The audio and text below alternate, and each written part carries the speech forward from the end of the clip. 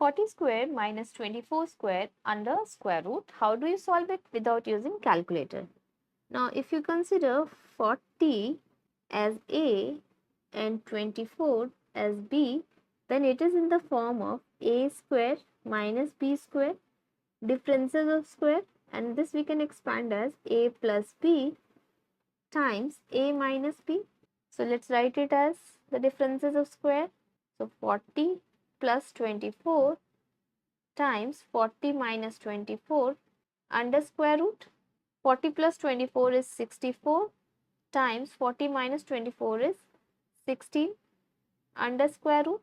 Now 64 we can write it as 8 square and 16 we can write it as 4 square under square root. Now when 8 times b is under square root, we can also write it as square root of 8 times square root of b. So this we can write it as 8 square under square root times 4 square under square root. Now remove the square root with the square. So it is 8 times 4 is equal to 32. So this is our answer. How did you solve it? Let me know in the comment section. Thanks for watching.